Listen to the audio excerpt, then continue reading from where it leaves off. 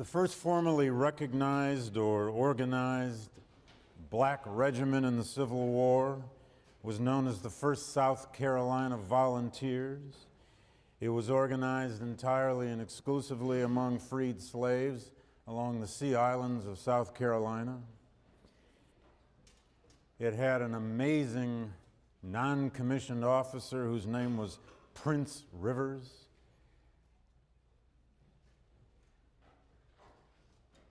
A man who'd been a slave yesterday, but a free man by 1862, and whose white commanding officer, Thomas Wentworth Higginson, said in another land and another time he could command any army in the world. Thomas Wentworth Higginson was an abolitionist from Worcester, Massachusetts, who ended up the colonel and the commander of that regiment. Nearly 1,000 freed slaves recruited among the roughly 35 to 40,000 former slaves along the Georgia and South Carolina Sea Islands.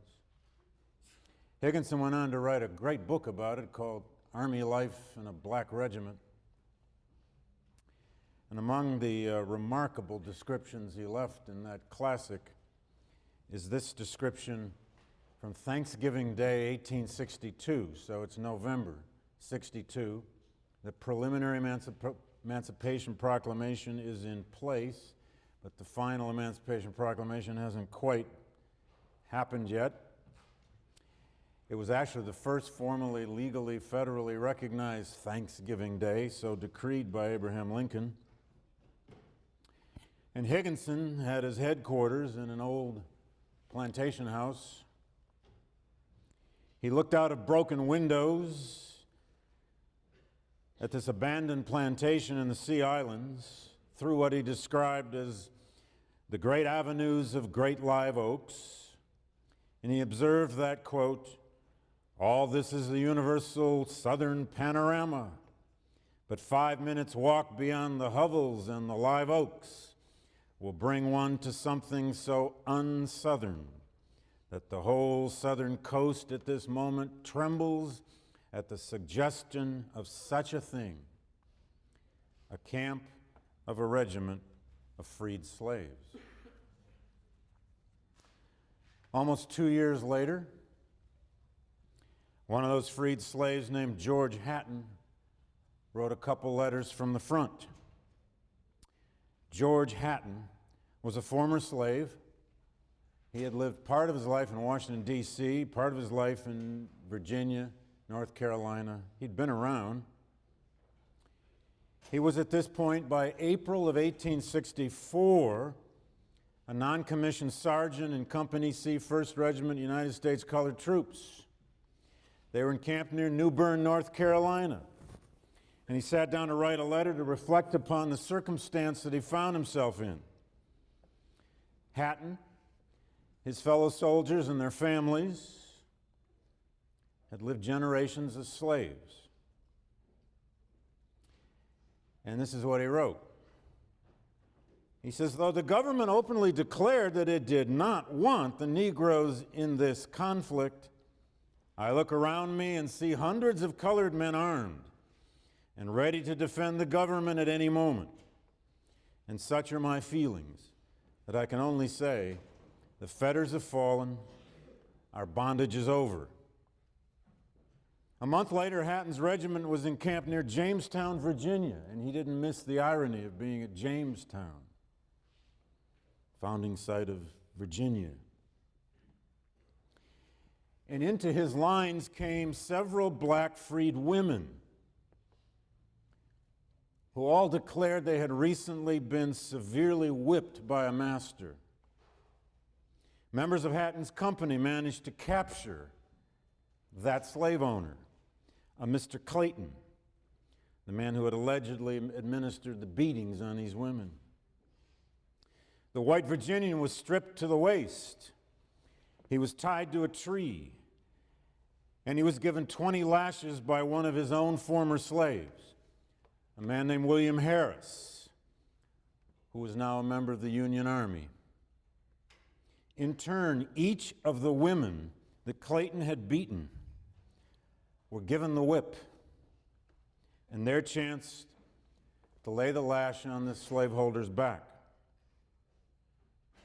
The women were given leave, said Sergeant Hatton, his words, to remind him that they were no longer his, but safely housed in Abraham's bosom and under the protection of the Star-Spangled Banner and guarded by their own patriotic, though once downtrodden race. In Hatton's letter, he once again felt lost for words to describe the transformation he was witnessing.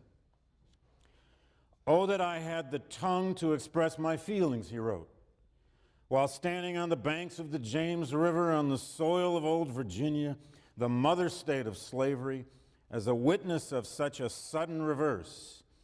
The day is clear, the fields of grain are beautiful, and the birds are singing sweet melodious songs, while poor Mr. Clayton is crying to his servants for mercy."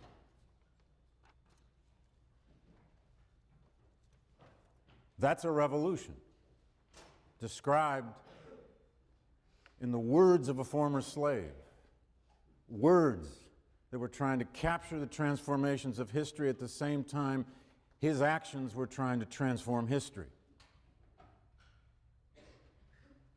Words.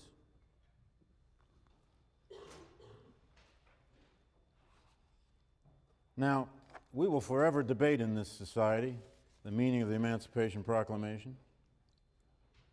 Over and over and over again, we debate, did it really free anybody? Why did it only free the slaves in the states in rebellion? Why was Lincoln so bloody legalistic in this document? Was Richard Hofstadter right when he said it had all the eloquence of a bill of lading, which means a grocery list? Why was it written like it was a legal brief in court, here and there laced with some remarkable phrases? Why was he so careful not to free the slaves in the border states that hadn't left the Union? And on and on. But I think we should make no mistake, the Emancipation Proclamation is a terribly important American document. Emancipation is not just the story of great documents, as I'm trying to argue, but this one's important. The second paragraph reads, and this is, by the way, Lincoln's own handwriting. This is a facsimile of the original. He wrote some 3 or 4 originals. That on the first day of January in this year of our Lord, 1863, all persons held as slaves within any state or designated part of a state, the people whereof shall then be in rebellion against the United States. God, is this legalistic? Shall be then, this is not legalistic, then, thenceforward, and forever free. And the executive government of this United States, including the military and naval authority thereof, the Army and Navy are now bound to do this, it says, will recognize and maintain the freedom of such persons and will do no act or acts to repress such persons or any of them in any efforts they may make for their actual freedom. Actual freedom.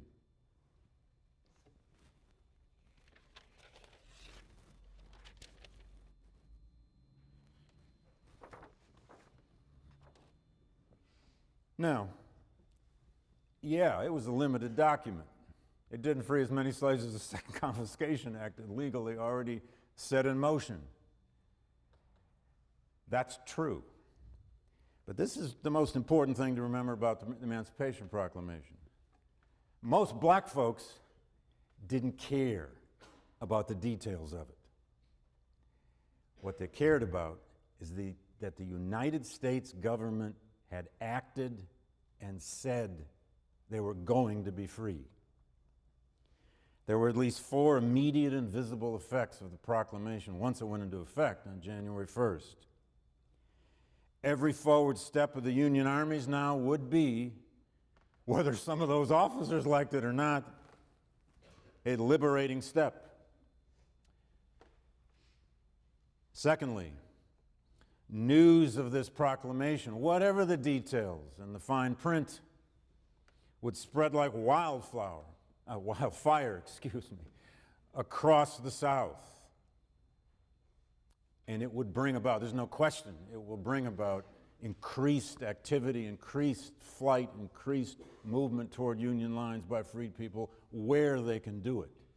And there's all over the record, we have testimony of Confederate soldiers themselves, of Southerners, white Southerners themselves, saying they first heard about the Emancipation Proclamation from their slaves.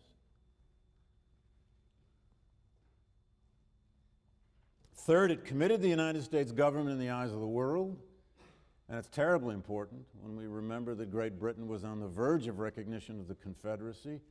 More on that a bit later in the course of how that foreign relationship and the problem of Civil War diplomacy is being managed by the two governments, Union and Confederate.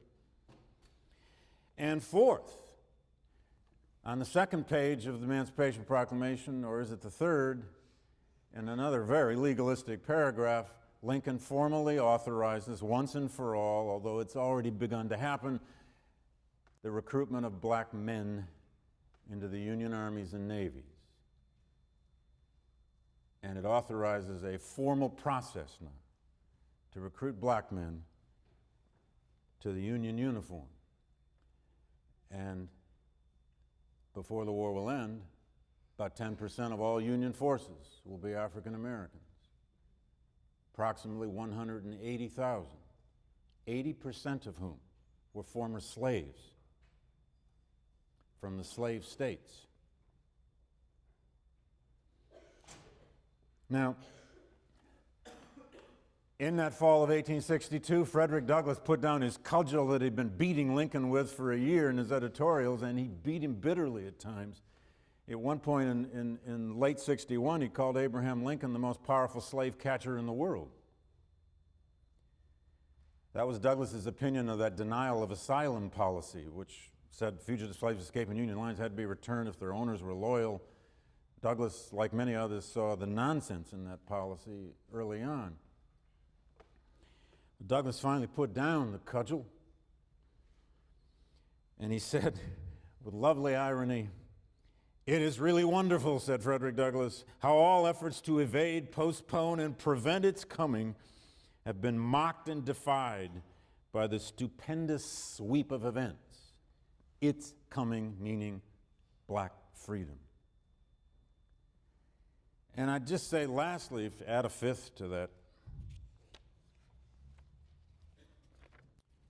emancipation transformed the purpose of the war.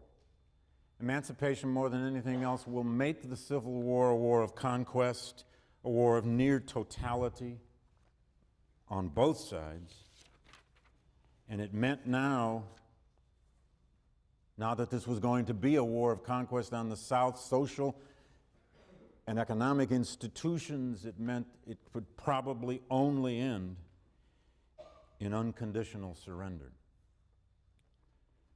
Now, it's a complicated story as to how this will be enforced, of course, and I strongly urge you to read certain of those Lincoln documents in the Mike Johnson Reader, and more importantly, to read at least that greatest hits selection I provided in the reading packet of the documents on emancipation, which, by the way, come out of a book called Free at Last, which is itself a 500-page collection of the greatest hits of the documents of the American Emancipation, which are now published in 5 volumes, all of which are in the library or in the National Archives.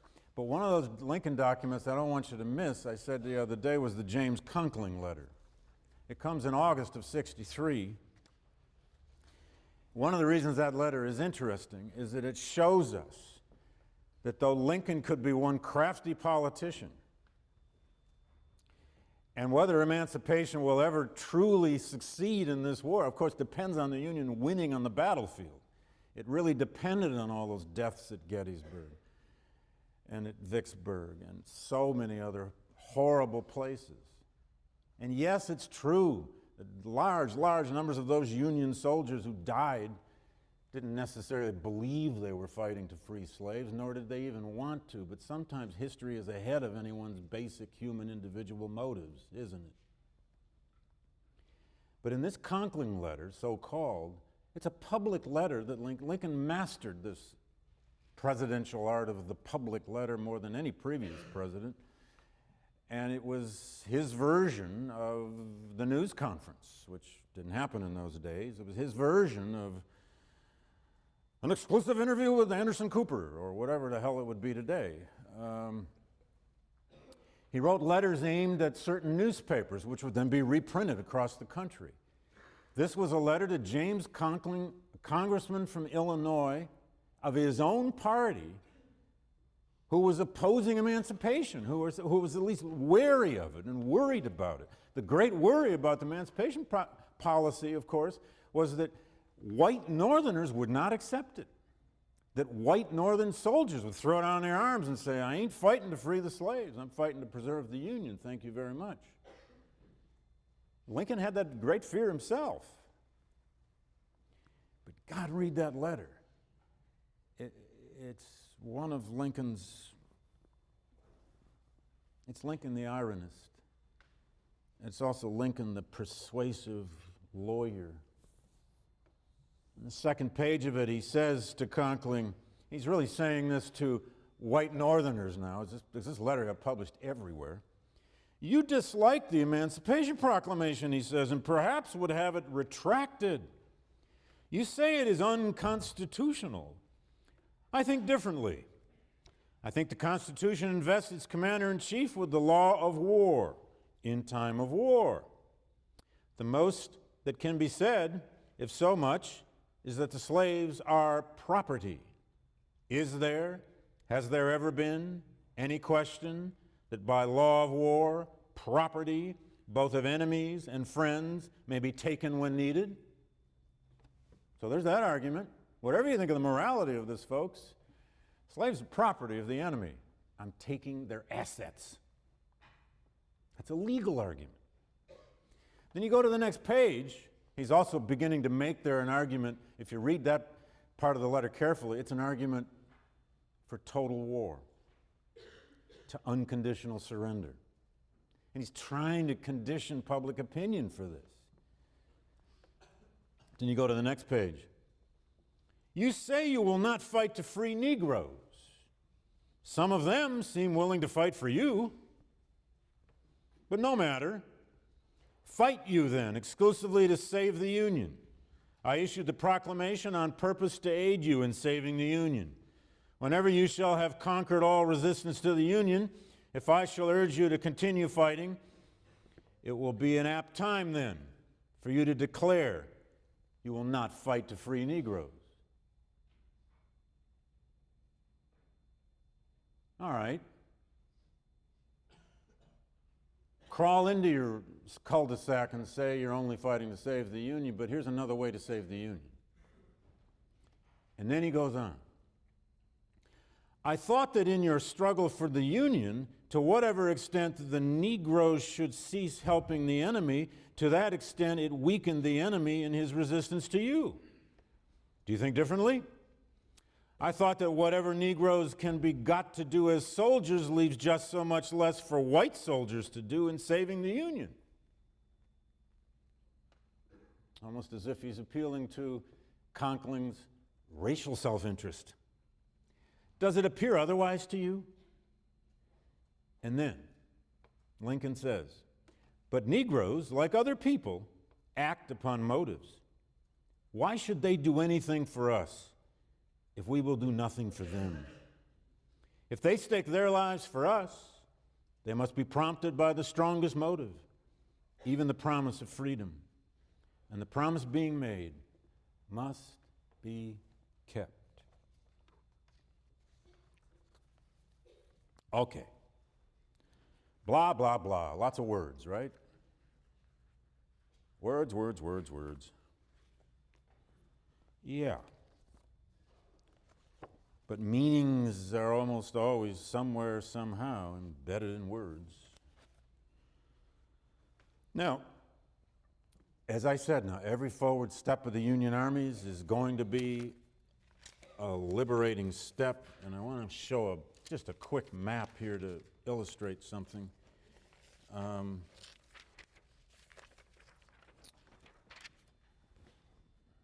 can zoom in on that.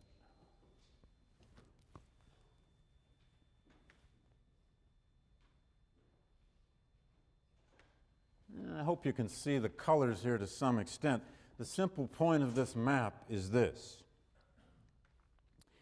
It's a map that shows the conquest of the South by Union forces. It's the movement, generally speaking, of Union lines into the South in what becomes now, by 62, 63, and 64, a war of conquest, West and East. But I want to especially stress that the most important factor in when and where a slave might attain his or her freedom, the first factor, had everything to do with where the armies went. It was proximity to the war that made emancipation possible in Northern Virginia in 1862, Sea Islands of Georgia, South Carolina, 62, around the whole New Orleans region in 62, but not possible at all in southern Georgia until after the war was over. Not possible really at all in southern half of Alabama until the whole war was over. Not possible at all in parts of Mississippi until the whole war was over. Hence, that's why the large majority of American slaves were not actually within Union lines or technically free in any way until the war ended. I make one other point about this. There's a nice book by a historian named Stephen Ash. It's called When the Yankees Came. And it's all about the process of Union occupation of parts of the South. He goes in and studies towns in Tennessee, and towns in northern Georgia, and towns in northern Virginia, and tries to understand, so what happened when an area of the South, an area of the Confederacy, came under Union control? And he divides the South usefully here, and it's very useful in understanding how emancipation actually happened on the ground as a human, sometimes brutal, ugly, chaotic, painful process. He divides the South into what he calls three regions. One, the Confederate frontier. The second he calls no man's land. And the third he calls garrisoned towns. Now that's pretty easy to understand. If you think of this, just take Tennessee up there in the middle. Nashville became, by 1862, Nashville became it was the capital of Tennessee. It became a garrisoned Union town. That is, it's occupied. Its resources, its railroads, its everything were taken over by the Union forces. And then there's the so-called no man's land, the region, say, between Nashville and where the Confederate forces were. The land between the armies, which of course fluctuated a great deal back and forth. And then lastly, he calls it the Confederate frontier, or at times he'll call it the Confederate hinterland. That is the land behind the lines that was never taken by Union forces. The land behind the lines where Confederate resources, relatively speaking, remained intact. They're still producing cotton crops in the summer of 64 and the fall of 64, and they're still planting in the whole southern half of Georgia and the whole southern half of Alabama, by and large, right on into 1865. But where you happen to be geographically was the first important factor in where and how emancipation might occur, in proximity particularly to the armies. Now, a second factor that would determine when and if slaves would be freed was the character of the slave society in any given region. Were they in a densely populated slave region like the Sea Islands, parts of the Cotton Belt, or were they in sparsely populated areas? And I mean, again, it had to do with geography. Were you in the lower Mississippi Valley? Huge concentrations of slaves. When Grant's forces moved down the Mississippi and eventually take Vicksburg by July 1863, this entire region, in fact, it is in the lower Mississippi Valley. This is why some people argue that the Civil War was really won and lost in the West. And I'll engage that argument after the break when we talk about Union victory and Confederate defeat and the various debates among historians trying to explain this. A lot of people have argued that the war is won and lost in the West because of the great significance of the Mississippi Valley, which had become the great cotton kingdom of the world. And when Union forces truly conquered the Mississippi River by the summer of 1863, there are thousands of slaves coming into Union lines. The reason that Grant and Sherman and other officers in the West began to create these things called contraband camps for freed slaves is because they didn't know what to do with them. And there are these amazing dispatches written by Grant to the War Department saying, what am I going to do with all these people? How do I feed them? Where do I put them? What is their status? What are they legally? And eventually that's why you get the largest contraband camps anywhere. The largest ones were not in Virginia, although there was a huge one around Washington, D.C. The largest of them were in northern Mississippi at a place called Corinth. You can see it on the map right here. There was a huge contraband camp at Memphis. There's eventually one in Cairo, Illinois, all up and down this region. This is where conquest really happened first, and the true disruption of Southern society and the beginnings of the destruction of plantations. It will lead even to the beginnings of, it's going to take another year for it to happen along the East Coast, but it begins in 63, even in 62, but especially 63, where many plantation owners in Louisiana and Mississippi started refugeeing their slaves. They would flee their plantations in the face of the Yankee armies, often going west toward Texas, sometimes just further inland or wherever they could go, and they would try to take their slaves with them. It was called refugeeing them. And often what that, I mean, I'll cite some examples of that after the break. There's a famous diary memoir by a Southern woman, Kate Stone, who kept a diary of her plantation called Broken Burn. At any rate, she left with some 100 and some slaves to try to get out of Louisiana over into Texas. By the time she got there, half of them were gone. And she kept wondering why. Gee, why would they leave? What happened to their loyalty? Then thirdly, the third factor that would determine when and how and if a slave became free was indeed what policy was actually being enforced at any given time by those Union troops, or for that matter, by the Confederate troops, in terms of freeing slaves or not freeing slaves, taking them into their lines or not taking them into their lines, and establishing some kind of legal status. And then the fourth factor, of course, and this is one you can't measure. You can know it when you read it and you see it and you hear it. And there's so many wonderful documents that demonstrate it. The fourth factor in when and how American slaves became free was their own ingenuity, their own initiative, their own cunning, their own bravery, their own willingness to risk everything to try to get to something called freedom. And not knowing what that freedom would be when they got there. Would they be employed? Would they have shelter? Were they going to be able to feed their children? Could they get their wives and husbands out with them? What about women with 3 children? Where would they go? What would their status be? Would they actually have any rights? We learned so much about this, and please, in the reading packet, have a close look. I included some of those documents from the contraband camps, where these superintendents of the contraband camps were all asked a series of questions. They were asked things about the motives of the slaves that escaped into their camps. They were asked to describe why had these people come. They were asked to describe their physical conditions. They were asked to describe what they thought, what they felt, what they said.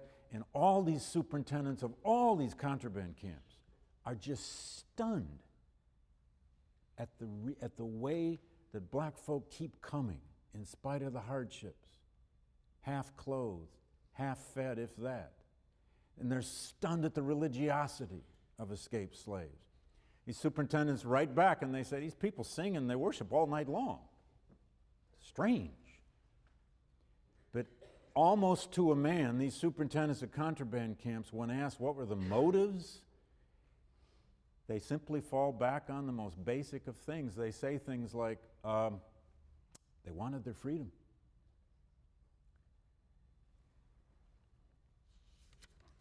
Now, emancipation also would depend here and there on a whole lot of other factors, but again, they come under these categories I've already given you.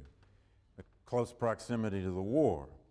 Now, for example, when the war moved into Georgia in '63 and '64, when Sherman invaded northern Georgia, and the war really went to the deep hinterland, the heart of the Southeast, Confederates were already, and they were already doing this in Virginia.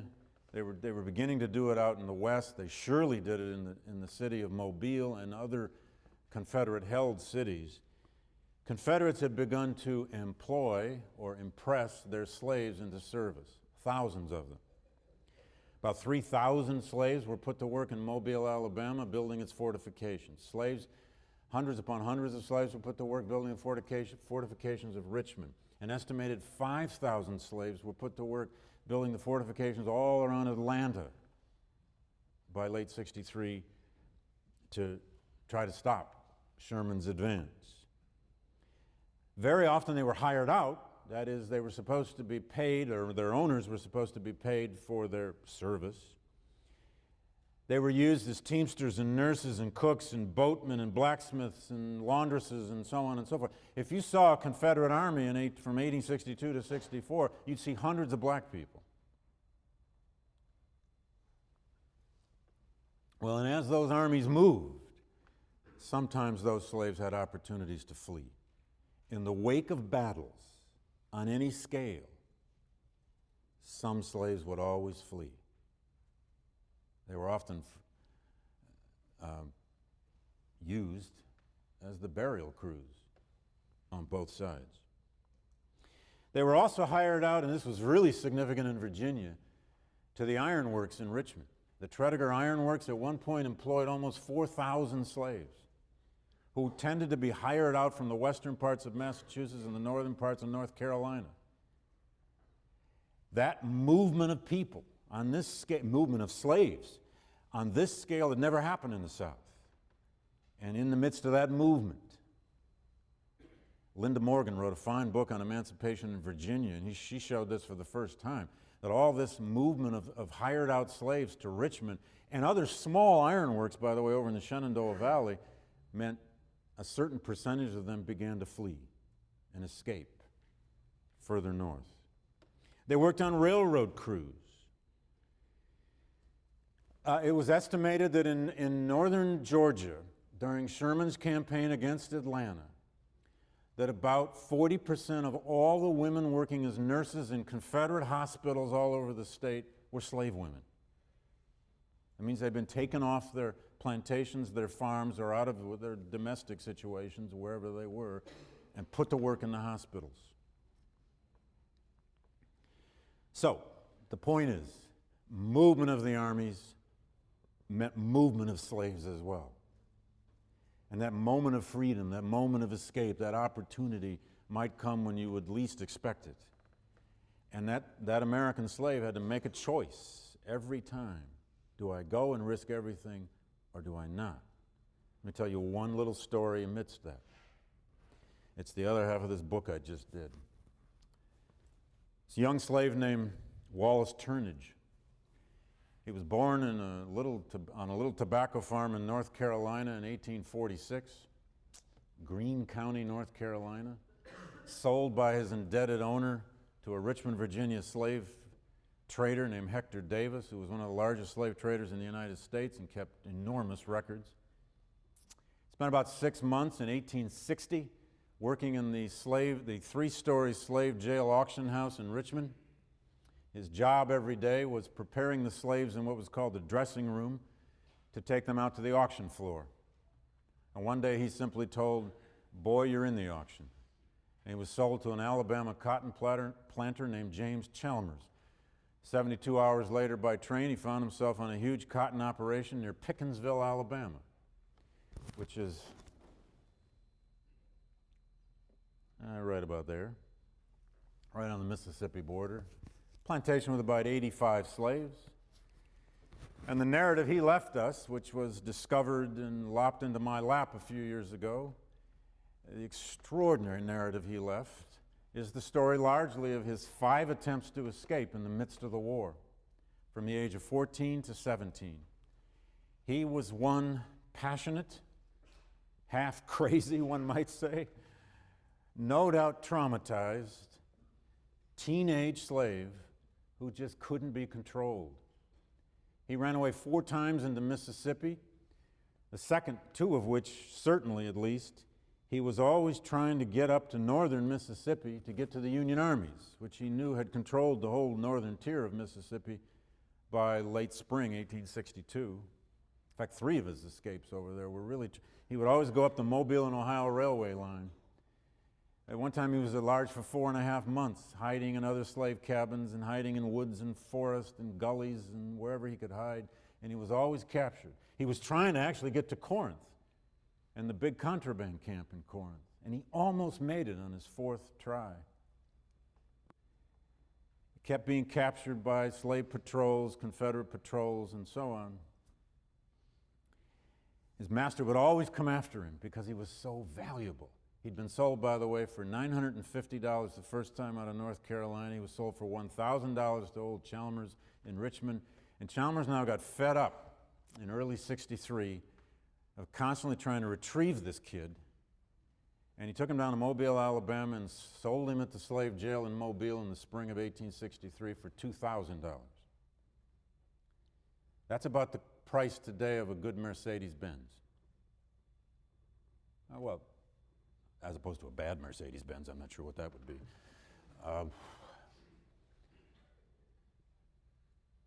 And Wallace's 5th and final escape attempt, the one that succeeded, came after a vicious beating. He'd been beaten many more times than he could count. He'd been put in neck braces and leg chains and ankle chains and wrist chains and every kind of, he'd experienced about every kind of brutality slavery could wreak upon a teenage kid. And one day he crashed his master's carriage, and the master got so angry he took him to the slave jail, hired the jailer to give him 30 lashes with the ugliest whip they had, this contraption they had that would make you bleed on every lash. At the end of it, he's standing there naked, bleeding. His master says, "Go home." Instead of going home, he put his clothes back on and he walked right through the Confederate Army, a garrison of 10,000 troops, where he was no doubt simply mistaken for yet another black camp hand. And at dusk, he just crossed through the Confederate camp and he walked out of Mobile. And his final escape is a 3-week trek, which he narrates in remarkable ways. A 3-week trek down the western shore of Mobile Bay for 25 miles through a snake and alligator infested swamp, now known as the Foul River Estuary. I've been there. I've seen the alligators and the snakes from a large ferry boat. And he describes one day praying especially hard when he got out to the tip of Mobile Bay, and the tide brought in an old rickety rowboat. He tipped over the rowboat, took a plank of wood, and he just started rowing out into the ocean.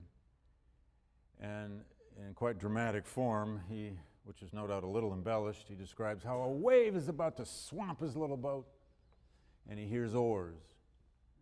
And the oars were a Union gunboat with 8 sailors. They said, "Jump in." He jumped in. And he said as he sat down in their boat, he said the Yankee sailors were struck with silence as they looked at him. And I don't know if that's true or not, but I don't doubt it. They probably were struck with silence, wondering who he was and how he got there. They took him to a Sand Island fort and clothed him and fed him. the first kind acts by a white person the 17-year-old Turnage had ever experienced. And the next day they took him to Fort Gaines on Dauphin Island, which is the big, beautiful sandbar island out at the mouth of Mobile Bay. And he was brought before the Union commander of all forces in the area, Gordon Granger, who interrogated him, probably because they wanted intelligence about Mobile. And Granger gave him two choices. He could either join a black regiment that they were forming at that very time in the Gulf region, or he could become a servant to a white officer. And Wallace chose the latter. Didn't tell us why, but probably because he'd had enough suffering. He'd seen enough of his own war with the Confederates. And he served out the war for another year as the mess cook for a captain from a Maryland regiment whose name was Junius Turner. And Wallace was with that regiment in Baltimore, Maryland in August of 1865 when it was mustered out. He lived 3 years in Baltimore and then moved to New York City, where he lived the rest of his life till 1916. But by 1870, I found him in a census manuscript living on the 300 block of Thompson Street in what you and I call Greenwich Village. He got his mother, his 4 siblings, somehow out of North Carolina, and they were all living in a tenement house, surviving as part of the first generation of a black working class, former slaves in a northern city. He lived till 1916. He's buried in Cypress Hill Cemetery in Brooklyn, New York. The point of all of that is that these slaves escaping were real people with real names, real families, real hopes and desires. And those who survived, some of those who survived, told us what it meant. Now, the war, of course, raged on. And at the end of the day, that's a photograph, by the way, taken in 1862, I believe, in Virginia. The photographer simply called it a group of contrabands. The war raged on, and of course, in the spring of 1863, the Union armies will invade Virginia again. I'm going to come back to lots of this after the break when we get back to the military history and try to explain how the Union side won this war. They'll fight a horrible battle at a place called Chancellorsville near Fredericksburg in May of 1863, which will be another smashing victory by Robert E. Lee and Stonewall Jackson over a Union army commanded by Joseph Hooker. It will give Lee his occasion for his second invasion of the North, the riskiest of all, which will lead him up through northern Virginia, across into Maryland, and eventually all the way into Pennsylvania, will lead to the fateful battle at Gettysburg, first 3 days of July 1863, arguably the most important military turning point of the war. But it is in those same first 6 and 7 months of 1863 that this war has now been transformed into a war of unconditional surrender, a war of all-out attempt, at least, all-out mobilization at home and conquest in the South. It is during this period that black soldiers are being recruited. The 54th Massachusetts, the famous regiment from Massachusetts, about which the movie Glory was made, was recruited that winter and spring, of course, and marched off to South Carolina to its fate in May of 1863. They will reach their fate at Fort Wagner within a week of the Battle of Gettysburg back up north. But just as a way to take this out today, go back with me to January 1st, 1863, the day the Emancipation Proclamation actually went into place. I said at the outset that for most black folk, they didn't really care about what actually the details or the words of the document were. The point was that now somehow the United States government was sanctioning emancipation. And go back with me to Thomas Wentworth Higginson. This is Higginson's description of Emancipation Day on Hilton Head Island in South Carolina, near Beaufort, Beaufort, South Carolina. He was given orders to read the Emancipation Proclamation to the people, to the freedmen.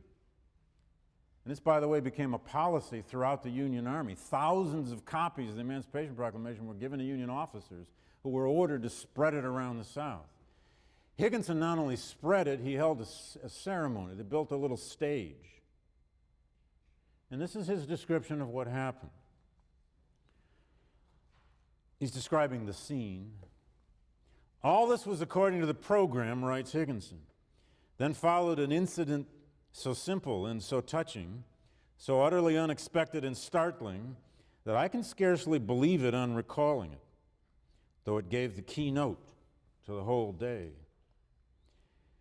The very moment the speaker had ceased, and just as I took and waved the flag, which now for the first time meant anything to these poor people, there suddenly arose close beside the platform a strong male voice, but a little cracked and elderly, into which two women's voices instantly blended, singing, as if by an impulse that could no more be repressed than the morning note of a song sparrow. My country, 'tis of thee, sweet land of liberty, of thee I sing. People looked at each other, and then at us on the platform to see whence came this interruption, not put down in the program. Firmly and irrepressibly the quavering voices sang on, verse after verse, my country, 'tis of thee, sweet land of liberty. Others of the colored people joined in. Some whites on the platform began, but I motioned to them to be silent. I never saw anything so electric. It made all words cheap. It seemed the choked voice of a race at last unloosed. Nothing could be more wonderfully unconscious.